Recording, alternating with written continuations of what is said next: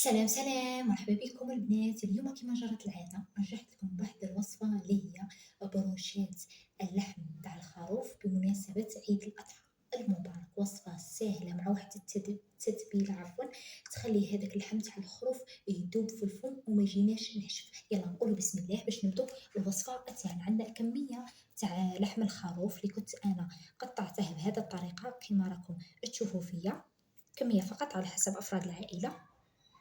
غادي ندير وحده تاع طوماطيس.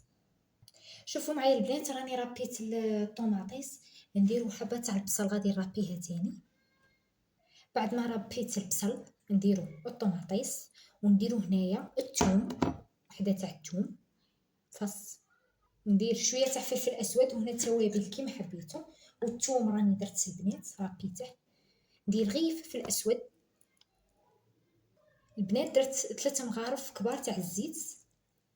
ونديرو الملح ما ننسوش، نديرو الملح ونخلطو. وهذه هي التتبيله تاعنا، وصفه سهله. هذا هو القوام تاع التتبيله تاعنا تاع اللحم. نخليها على جنب ونجيبو هذيك تاع الشوا. هذه غادي نستعمل هادو الاعواد الخشبيه. شوفوا البنات جبت صينيه ودهنتها بالزيت وراني نبدا نعمر. شوفوا معايا كيفاش نعمر اعواد خشبيه الخاصه بالشواء. شوفوا معايا وندير عفوا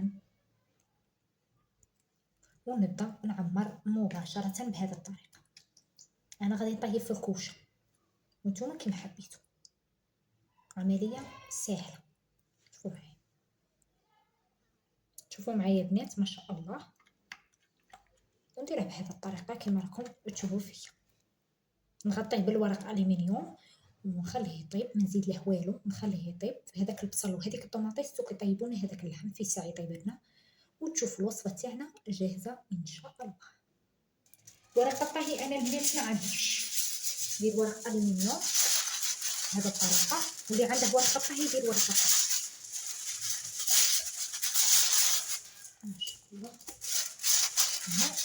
ونبلعه ونخليه يطيب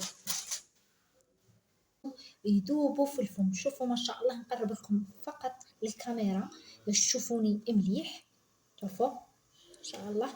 هذا لاصوص اللي انا ما درتش الماء، هذا لاصوص جات من البصل والطوماطيس. ان شاء الله تكون عجبتكم الوصفه، جربوها للعشاء والغداء. والى الملتقى ان شاء الله مع وصفات جديده اخرى واقتصاديه باذن الله تعالى. السلام عليكم.